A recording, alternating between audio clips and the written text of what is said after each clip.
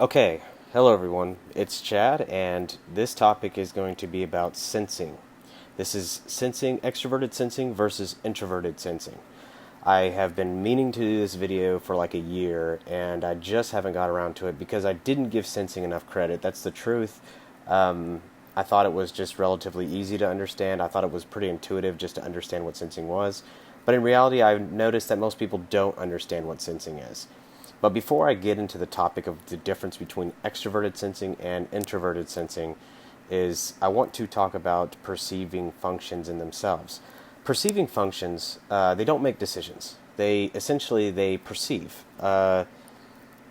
They can organize in the way of information. They don't make judgments on what information is good or bad or right or wrong. They just organize information. So I can take in plenty of different books with contrary views with my intuition and see kind of how everything's kind of floating around. And I don't necessarily make judgments on what's right or wrong, or what's correct or incorrect, or what jives with my values or doesn't. Somehow I've got this fact over here and I got this fact over here, and they can contradict each other, and I'm okay with that. With just intuition. At some point, when I want to utilize that data, I have to make a decision on what fact is more critical and what fact is actually more beneficial.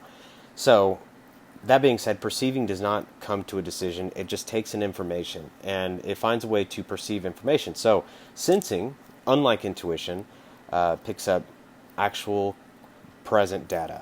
So, present data, I say present data, let me rephrase. It picks up actual sensory data. Sensory data that is either laced with subjectivity, that's the introverted side, or sensory data that is purely objective, and that's the extroverted side. Now, when you have a sensing function, you're probably going to be able to carry over into introverted sensing and extroverted sensing decently. It probably comes pretty natural to you. A lot of people believe in this eight functional stack paradigm created by Beebe, and there's nothing wrong with that stack. I personally don't believe that that's the way it works, but and I'll explain why. Basically, I don't believe that it's shadow functions in the sense of 6th, 7th, 8th function, or 5th, 6th, 7th, and 8th functions, because I'm pretty comfortable using TI. I can still rule out logic. I can still look at processes. Extroverted intuition, I find myself switching off to occasionally. It's still strenuous because it's not a natural preference, but it's a lot less strenuous than feeling. I'm moderately comfortable with introverted sensing, and extroverted feeling is the most uncomfortable thing, and it's just about as uncomfortable as introverted feeling for me. And I would say introverted feeling is more comfortable, but extroverted feeling just is a branch to that. But I mean, in the comfort of using it, exploring introverted feeling is very stressful for me, and so is exploring extroverted feeling. Introverted sensing doesn't bother me that much. Extroverted sensing doesn't bother me that much. Intuition, being an extroverted intuitive, looking at possibilities doesn't faze me. I'm pretty comfortable with it. It's not natural. I have to switch myself into a mode where I can start using this function effectively. But I'm pretty comfortable with it, and that's why I believe that it's more of a subset. Like if I'm a dominant TE user, which I am, I have a subset TI where TI serves the needs of TE. I can analyze processes. TI is not completely foreign to me, and if it were my 5th function, it should be more foreign to me than introverted feeling, which I don't believe that. So that's my personal experience. If anybody has another experience, that's fine. But anyway, let me talk about these sensing functions. So if you're a sensing preference person, the way you perceive an information is through the senses, the 5 senses. Okay, so what is present, what is real, what can be proven, what can be seen, felt, heard, tasted, or touched, or that's like I said, taste, touch, smell, whatever the senses are. You're not really paying much attention to what's not there. Now, you still use intuition, so you will pay attention to what's not there occasionally, but your natural preference is what's here now, what's actual, what can I prove, what exists. And so when you're using sensing, you're looking at those realities. Okay, so in the world, we use both because we have to be here in reality. So people who are generally not very developed in their sensing side, can include sensing preference people, by the way, generally can be absent-minded. They can be not present. They can be not aware of details. They can run into walls. They can do all kinds of things, and you have to be aware of your surroundings. You have to be aware of what's going on. You use extroverted sensing when you are analyzing the information coming in, sensory data. So I used an example earlier on the commentary that specifically said, when someone is throwing a ball at you, extroverted sensing is what sees the color of the ball, and if it's white, it may, it sees a white ball flying at you. It may give the possibility that that ball is a baseball. It may say that ball is a golf ball. It gives you an idea that the ball is white. So therefore, judgment function kicks in. The ball must be a baseball. Here's what I'm going to do. Extroverted sensing also say, hey, the floor is shifting, or the weather's changing, or it's humid. The wind speed is up, so the ball might shift. Therefore, the best solution may be this or this or this. Here are my possibilities with this present data. And what can I do to take advantage of that opportunity as it arises? So what extroverted sensing really targets is that data that comes up and it arises in the present moment, and what to do with that incoming data pretty immediately. This is why extroverted sensing preference people who generally develop extroverted sensing well tend to be athletes, usually with sports that require quick reaction, and it's mainly because they're primarily focused on what's coming at you. What's going on? What's the data that's going on? Is this person here? This person here? What's the opportunity here? I can see the data here. I see what's going on here. This person is running this way, and so I know that naturally, if he's running this way, I can see that that's where his momentum is going. So if I position myself in a certain position, I can dodge this particular way, or I can dodge this way. So it's all taking that present data and taking advantage of that data at that moment, and that's what extroverted sensing really is. It's seeing the environment as is, and not concluding what's not there. It's not saying, that guy's running because he has a injured knee, or he's running because he has chicken at home, or he's running because his life is bad, or he's running fast. He's a fast runner, therefore he must be, he must be ran from cops when he was a kid, or whatever the hell people think. With that's intuition. That's coming up with things, that meanings in data versus the data itself. Whereas an extroverted sensor would say, that man's running, here's what he's running at, and here's the speed he's running at. It looks like he's running at this particular speed, and that's usually made with a judgment function when you come up with that. Now, if your sensing can pick it up, I can tell basically this person's running at this speed because I've seen this before. That's introverted sensing. I know how fast this person is because I'm comparing this present data with the past. I'm looking at the past and I'm comparing present data. I've seen this speed, I've seen this wind speed before, I've seen, someone cross this line this fast. It looks all very familiar. That's what introverted sensing comes from. So the idea is understanding that introverted sensing is taking in present data, but comparing that present data with the past. You may see somebody running with you pick that up, you see somebody running, and then you look back and go, wow, that person could be faster because this person has an odd gait. And that's an introverted sensing comparing with what you think, or your archetype of what the ideal runner should look like, based on, let's say that you used to watch sprints or Olympics as a kid, and you've seen what a good runner should look like, and you're looking at that, and then you're going, that doesn't look right. There's something wrong with that particular way that person's running, and you know that because you see that the person's time is down, they're not the fastest runner on the field, whatever. Whereas if the person becomes the fastest runner, it may override your archetype of what the fastest runner should run like. So you're looking at that possibility and going, okay, this person actually broke the record in running speed because his gait's this way. So maybe it's the gait that propelled him to run that way. Okay, so that being said, introverted sensing is always comparing present data to the past, and what it uses archetypes to match that data, what it should be. And the key word for introverted sensing is what it should be. And so it's comparing archetypes, based on that. So use that word should to understand that. Usually that's a comparison with the past. This is how it should be. Whereas introverted intuition is generally, here's how it will be. Okay? That's a future orientation. So we can get into that subject, as I made my extroverted introverted video a long time ago. I mean, a year ago, but in knowledge wise, that's like a long time ago. So I can definitely recreate that video here in a while. But if you look at that, introverted intuition is what will be, extroverted intuition is what could be, and introverted sensing is what should be, and extroverted sensing is, what is. And here's what it is right now. Here's the opportunities that are here right now. Not that any particular type is more opportunistic than any other type. It's just how they see opportunity, because they're all perceiving.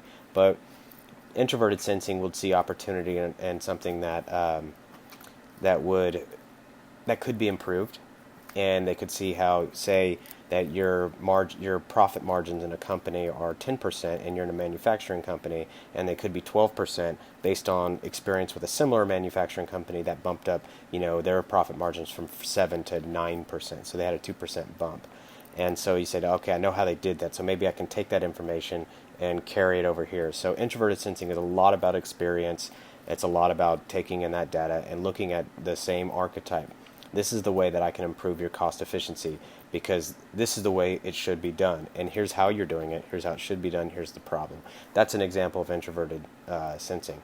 So we all use these functions, and it's not like they're totally foreign. They're actually very reasonable. They all work very well. It's just what your preference is. Do I really prefer to look at what should be versus what actually is? No. I know that. I know that much. I'm more at looking at what it will be first.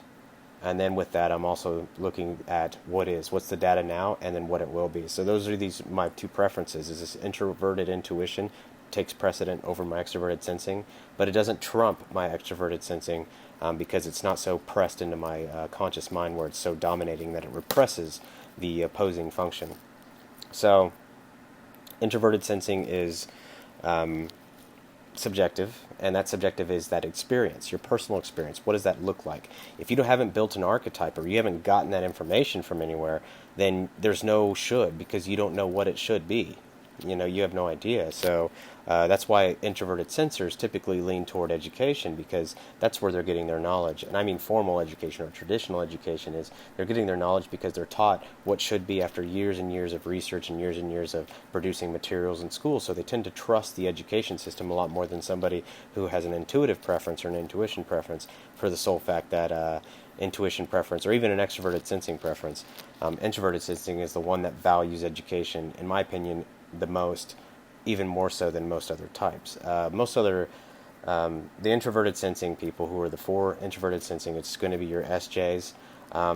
They are the ones that are going to be the ones who value the tradition of education, not because it's a tradition in itself, but because it actually has a track record of working and actually educating, and the information has been tested as far as your core classes, and nothing upper level or super graduate, or graduate level or past graduate level when it starts getting theoretical.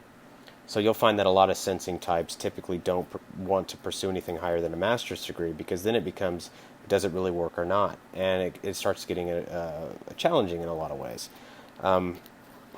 Sometimes, and not that they're afraid of challenge, let me rephrase that. They tend to want to stop at after an earlier graduate course, unless they still have this value for education where they're saying, I need more experience and I need more understanding of this particular subject. So it's not like introverted sensing people aren't capable of doing these things. They just don't preference doing these things because they realize, I've got to move into society and I've got to fulfill this part, and I've got to restore whatever problems that I have, so the way I can get society the way it should be, or my business is the way it should be, or my relationships in the way they should be. Here's how relationships should be, based on what model. So I use the introverted sensing in the respect of how we should communicate. I think there's a proven method of communication, and I don't have enough data intuitively to create a new method in the way we should communicate. So that's an example. So I am using a little bit of introverted sensing when I reflect on what has worked in the past and what will be, what should be, and where we're at now. And I'm like, what we're at now is not working compared to what we were doing communication-wise, 50, 40 years ago. So that's an example of me using introverted sensing and making that reflection. Now, is it my natural preference? No.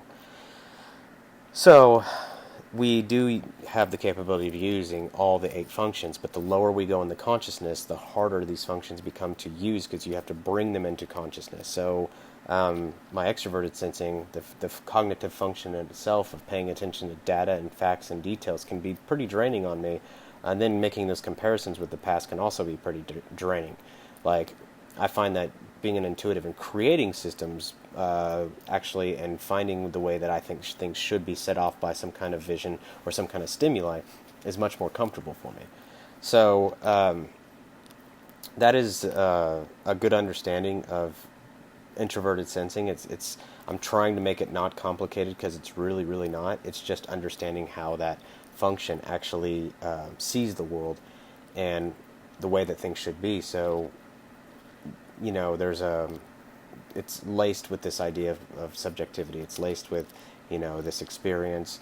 It's like Michael Pierce said it on an old video about introverted sensing. It's like looking at the world through a lens, because all the present data that's coming in is actually being compared with the past, and that's where introverted sensing is laced with that subjective experience, whereas extroverted sensing is totally objective. This ball is coming at me right now, and how do I take an opportunity of this ball? I can catch it and throw it right back, and hit this person in the head, and I know I can do it. So taking advantage of that opportunity, or cracking a joke at the right time, or seeing the social cues in a situation, or perceiving those social cues, can be done with sensing or can be done with intuition. And those social cues, you can take advantage of that. So people who have a extroverted sensing preference, who have developed that function away, generally can be pretty good at socialization, for the sole fact that they see those things and opportunities to take advantage of that, whether it's to inject humor or to demonstrate their personality, or to do they find ways to take opportunity to make people feel comfortable if they're an extroverted feeler, if they make that choice. But they see those opportunities, and they perceive those opportunities through that extroverted sensing. So that should give you a good idea why, like I said, you have an extroverted sensor. Oh, sorry, let me add one more thought to that point. An extroverted sensor, like an ESTP or an ISTP, especially an ESTP, being a dominant extroverted sensor and an extroverted feeler, can be very savvy in social conversation. And they can be. They have the capability of doing that because they're extroverting feeling as well as picking up on social cues that are, or cues in between people that give them an opportunity to insert their humor and make people feel comfortable, calm people down, or it also can create the counter effect where they see opportunity to irritate people and like to see the reaction of that, especially more so in ESTP, because they're building this logical database and they can lean toward pushing others' buttons. Not that all of them do that, of course. So, as for extroverted sensing, it's, like I said, it's just not comparing any data, just looking at what's here and now and taking opportunity of that. So people who are dominant extroverted sensors generally like information coming at them, or they perceive information that is coming at them, and they like seeing opportunity in the moment. So, like extroverted sensing people may be good at, they may be faster drivers. And I say this because they're looking at more data right here and now. And so they see opportunities in weaving in and out of traffic. They see opportunities of doing those things, and they see that the traffic's positioned a certain way, so here's my opportunity to take advantage of that. I'm going to act in the moment. Whereas sensing is the opposite of intuition, where intuition is calculating outcomes, especially introverted intuition. Is looking at what will happen, and it's analyzing that. The extroverted sensing side is not looking at necessarily the outcome of the situation, but rather what's actually happening right there in the moment. So hopefully this summarizes introverted sensing and extroverted sensing. Of course, there's a lot more details to it, but this is just here and now, opportunity in the moment, and embracing the moment. And people who have extroverted sensing higher in their stack can typically be a little more present focused, and that's a good thing in a lot of ways, because sometimes being in the future, the past, can create problems. And extroverted sensing people, I find, don't generally have that as much, that relationship to the past or relationship to the future, and they tend to not check out as much if the function's developed. And as some of us who have extroverted sensing or introverted sensing lower in our stack, we have to develop that function so we can become more grounded in reality. and think of the way that we could contribute to the world, knowing facts of the present moment or the past. So these functions are important. Hopefully that helped you all understand the difference between the two, and if there's any questions, like I said, just comment on the video. Thank you.